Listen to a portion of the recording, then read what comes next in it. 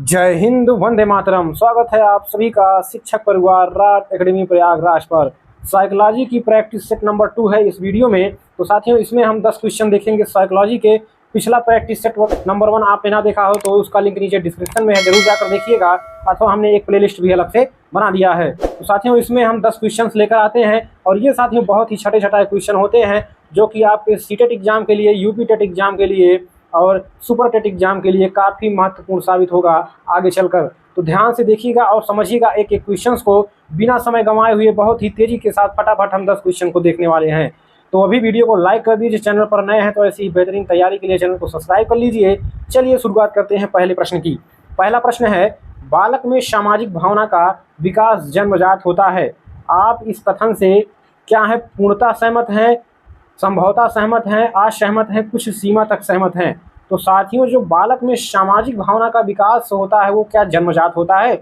नहीं साथियों, जन्मजात नहीं होता। इस कारण हम असहमत हैं इस कथन से, क्योंकि साथियों जब बच्चा पैदा होता है तो उसको समाज के बारे में कोई जानकारी नहीं होती, रीति रिवाज, रहन सहन, बोल चाल, कुछ भी उसको जानकारी नहीं होती। तो बच्चा साथियों धीरे धीरे समाज में रहकर सीखता है, ठीक है। तो इसलिए यह कहना कि जो सामाजिक भावना का विकास होता है वो जन्मजात होता है, ये सही नहीं होगा, ठीक है। जब बच्चा समाज में रहने लगता है तब धीरे धीरे उसमें सामाजिकता की भावना आना चालू होता है, ठीक है। चलिए अगला क्वेश्चन देखते हैं। छात्रों में परस्पर सहयोग की भावना विकसित करने के लिए आप क्या करेंगे? छात्रों में साथियों परस्पर सहयोग की भावना विकसित करने के लिए आप क्या करेंगे? इसके लाभ बताएंगे? नहीं, लाभ बताने से कुछ नहीं होगा। अन्य शिक्षकों के साथ मिलकर काम करेंगे, बिल्कुल सही है। जितने भी अन्य शिक्षक हैं, छात्रों में सहयोग की भावना विकसित करने के लिए सभी शिक्षकों के साथ मिलकर इस पर काम करेंगे, ठीक है। तो ऑप्शन बी आपका सही हो जाएगा। तीसरा ऑप्शन, सहयोग की भावना कहानी सुनाने से नहीं होगा और सहयोग ना करने पर दंडित करने से साथियों और बवाल बढ़ जाएगा, मन में कुंठा होंगी छात्रों के, ठीक है। तो इस तरह से आपका ऑप्शन भी हो जाएगा कि सहयोग की भावना जगाने के लिए कार्य करने की जरूरत है, ठीक है। उस तरह का आप कार्य करें जो बच्चे देखें और सीखें आपसे। तो ऑप्शन बी आपका सही हो जाएगा। चलिए साथियों अगला क्वेश्चन देखते हैं। अगला हमारा क्वेश्चन है, बच्चों की वृद्धि के अनुरूप उनकी रुचियां। तो साथियों जिस तरह से बच्चे धीरे धीरे बड़े होते हैं उनकी रुचियों में क्या परिवर्तन होता है, ध्यान से देखिएगा। बहुमुखी हो जाती है, पहला ऑप्शन है। दूसरा है, सुदृढ़ व सीमित हो जाती हैं, अनियमित दिशा में चल जाती हैं, पहले जैसी रहती हैं। तो देखिए साथियों, जिस तरह से बच्चे बड़े होंगे तो पहली जैसी रुचियां नहीं रहेंगी, इसलिए डी ऑप्शन गलत हो जाएगा।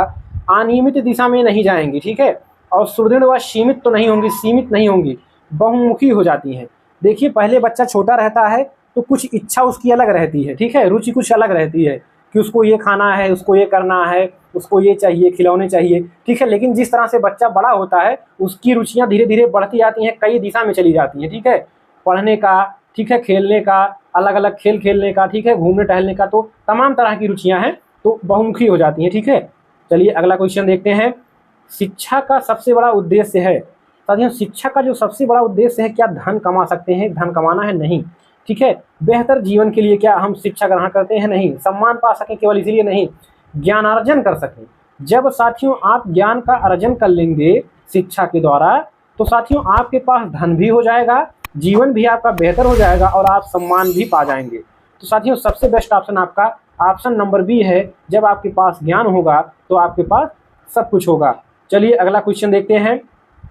एक बालक को संतुलन, सुधरेपन और स्वच्छता का अनुपालन करता है तो यह सूचक है। अगर एक बालक साथियों संतुलन, सुधरेपन व स्वच्छता का अनुपालन करता है तो यह सूचक है। तो किसका सूचक है साथियों? रुचि का। क्या जरूरी है रुचि का? नहीं। अभिवृत्ति का? गलत। मूल्य का? नहीं। प्रशंसा का सूचक है साथियों। क्यों? क्योंकि साथियों बच्चा बहुत अच्छा कार्य कर रहा है, इसलिए ये साथियों किसका सूचक है? प्रशंसा का सूचक हो जाएगा। चलिए अगला क्वेश्चन देखते हैं। स्वभाव और प्रकृति से छोटे बच्चे होते हैं। तो स्वभाव और प्रकृति से छोटे बच्चे कैसे होते हैं? डरपोक, संकोची होते हैं? नहीं। कुछ बच्चे होते हैं लेकिन ज़्यादातर बच्चे ऐसे नहीं होते कि डरपोक व संकोची होते हैं। कुछ बच्चे बहुत निर्भीक होते हैं, ठीक है, और जिज्ञासु टाइप के होते हैं। तो पहला ऑप्शन गलत हो गया। निर्भीक व स्वतंत्र, जरूरी नहीं है कि वह निर्भीक स्वतंत्र हो। शांत व सक्रिय, ये भी जरूरी नहीं है। लेकिन एक चीज़ है, सक्रिय बहुत तेज होते हैं और जिज्ञासु होते हैं, ठीक है। तो ऑप्शन डी यहाँ पर सबसे बेटर होगा। सक्रिय इस नाते कि छोटे बच्चे को आप देखते होंगे कि अगर पिता कोई काम कर रहा है, भाई कोई काम कर रहा है तो उसमें हाथ बटाने का कार्य बहुत तेजी के साथ करने लगते हैं, ठीक है, भले ना वो कार्य कर पाएँ, ठीक है। और उनके अंदर जिज्ञासा बहुत तेज होती है कि पापा ये क्या है, पापा वो क्या है, पापा यहाँ ये काम कैसे होगा, ठीक है। तो तरह तरह की जिज्ञासाएं उनके मन में होती हैं। तो आपका ऑप्शन डी बिल्कुल सही जवाब हो जाएगा। चलिए अगला क्वेश्चन देखते हैं। छात्र उस शिक्षक को पसंद करते हैं जो छात्र उस शिक्षक को पसंद करते हैं जो उनकी समस्याएं सुनता है, नाराज नहीं होता है, समय का पाबंद है, सुंदर है। तो साथियों जो शिक्षक छात्र की समस्याएं सुनेंगे, छात्र उनको ही पसंद करेंगे। बार बार नाराज हो जाएंगे तो छात्र नहीं पसंद करेंगे। समय का पाबंद, सुंदर, इससे कोई मतलब नहीं है। अगर बच्चे की कोई समस्या है और वो शिक्षक बार बार ध्यान से सुनता है, उनकी बातों को अहमियत देता है, तो उस शिक्षक को बच्चे जो ज़्यादा पसंद करते हैं। अगला क्वेश्चन देखिएगा, प्रौढ़ शिक्षा के लिए आयु वर्ग है। तो प्रौढ़ शिक्षा के लिए आयु वर्ग क्या साथियों, आपका 15 से 35 वर्ष है। क्या 15 से 35 वर्ष है। ऑप्शन डी आपका बिल्कुल सही जवाब हो जाएगा। तो वीडियो को लाइक कर दीजिए, चैनल पर नए हैं तो सब्सक्राइब कर लीजिए, प्लेलिस्ट से जाकर अन्य वीडियो देखना ना भूलिएगा साथियों। अगला हमारा क्वेश्चन है, समाज की उन्नति का मूल है। समाज की उन्नति का मूल क्या है साथियों, बाल बालिका शिक्षा एक समान हो, यही आपका सही हो जाएगा, ठीक है। बालिका को शिक्षा में कम महत्व देने से रूढ़िवादिता होगी और बालिकाएं पीछे होंगी तो हमारा समाज भी पीछे हो जाएगा, तो समाज की उन्नति कहाँ से होगी, ठीक है।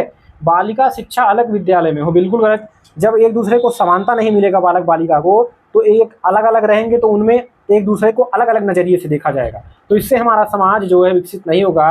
केवल महिला अध्यापक हो, ये भी गलत है, ठीक है। तो बालक और बालिका को शिक्षा एक समान मिलना चाहिए, ठीक है। तो पहला ऑप्शन आपका सही हो जाएगा।